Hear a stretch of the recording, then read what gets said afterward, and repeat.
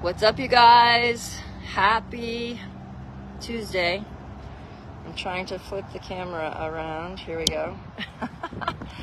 I wanted to start with the picture of my feet and my shoes, and then we're actually going to go back there because today we're going to talk about feet and shoes and the big lie that you have been told about your running shoes and your feet. Big shoe, just like big pharma, is a $1 billion industry, and they don't really care about the welfare of your feet and your body. So the big shoe industry has bigger, thicker shoes, which completely removes your foot from being able to feel the ground.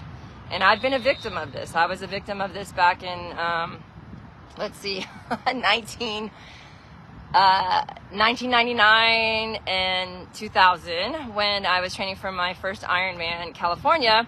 I got hip bursitis and plantar fasciitis. I had plantar fasciitis for 8 years, back and forth in each foot.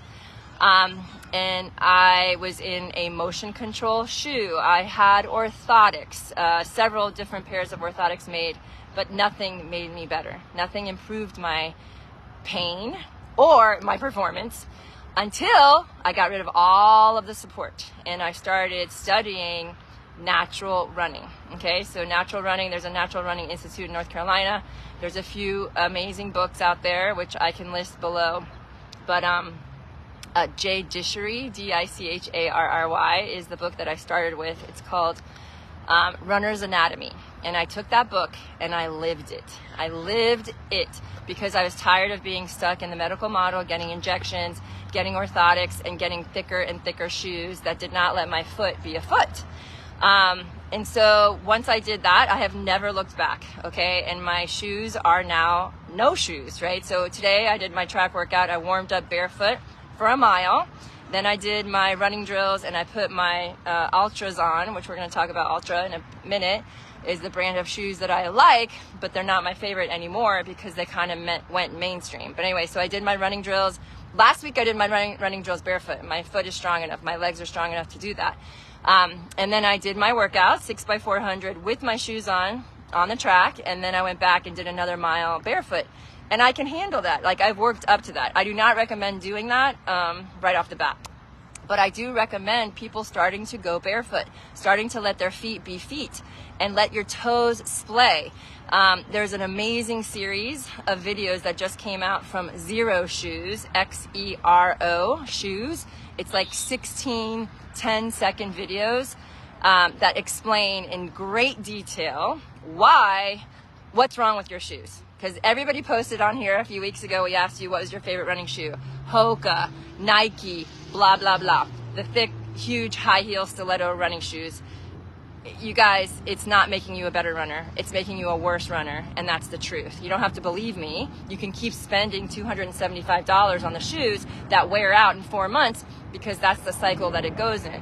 And, you know, the Nike shoes that won, you know, broke the record for the sub 2-hour marathon, Kipchoge, the gentleman who wore the shoes, you know, he got paid millions of dollars to wear those Nike shoes to break the record.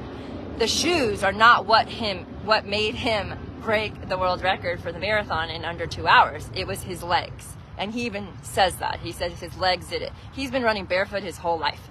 Okay, so his feet and his legs are very, very strong. He's an extremely efficient runner. And I use him as an example all the time of how to coach my runners to fall forward, land midfoot, and use their hamstrings to literally fall forward and pull your heels to your butt. That's all running is. And I teach all of my athletes that when they start working with me. So getting back to the shoe debate, your shoe should not have a ton of cushion. The more that your foot can feel the ground, the better your whole entire body can react properly to help stabilize you. And if you can't balance barefoot on one leg, you shouldn't be running. Okay, bottom line. Because if you can't handle the impact of running barefoot, you're going to come up with an injury if you start running too long or start doing any speed work. It's just a fact. You know, 90% of runners get injured because of this fact. But the more you're in a natural shoe, like the Ultra, which is a 0 drop. So the drop is from heel to toe, like it's flat, right? There's no incline. Most running shoes are up. They have a big thick cushion on the heel part, and then they curve up on the front. You can see the shoe is completely flat, okay? And the toe box is wide enough for my toe box, so I can put my whole foot in there and my toes fit, no problem, okay? The other thing that a flat shoe allows for is allows your own arch. The arch of your foot is supposed to flatten out with foot strike so that it absorbs the shock. And when you have those big, thick shoes, you heel strike because you can't feel it. If you run barefoot, you will never heel strike because it's too painful. But the cushioned shoes actually lends you to heel strike. You're not going to be an efficient runner heel striking. And I've had arguments with people my whole entire triathlon career, 26 years, telling me that foot strike doesn't matter and heel strike doesn't matter. It does. If you want to run till you're 100, you got to stop heel striking. You got to get rid of the big, thick shoes and switch to a 0 drop shoe. Now, this shoe that I'm showing you from Altra, guess what? They stopped making it because no one was buying it but me. I'm the only one. This is a trail shoe. It's called the Vanquish, but they don't make it anymore. Out of business, right? So Altra, A-L-T-R-A, that brand is now going to the big, thick cushion shoe, which I'm so upset about, right? So I'm not really, they do have one shoe, the Escalante Racer, it's still 0 drop from heel to toe, and it has a minimal amount of cushion. So that's kind of my favorite shoe of theirs still. But 0 shoes are now the way to go, X-E-R-O. And don't get me wrong, you can't just switch the shoes. Like 0 even says, the owner of 0 shoes says, you can't start running in my shoes right away. You got to walk in them for months before you start to make a transition. But you can also do a foot strengthening protocol to help that transition along faster. All right, you guys, I hope you learned a few things, and I know it's hard to hear that, you can't, buying those $275 Hokas and Nikes are not helping you in any way. I know it's hard, but you test it out yourself. Do a 1-leg balance exercise in your Hokas, and then take your shoes off and put your foot on the flat ground, on the grass, and balance with your foot on the ground. And you tell me which one is easier. If you can't balance in your shoes, every time your foot hits the ground, your whole body has to make so many adjustments to help stabilize that foot contact with the ground. Let's start giving your body a break.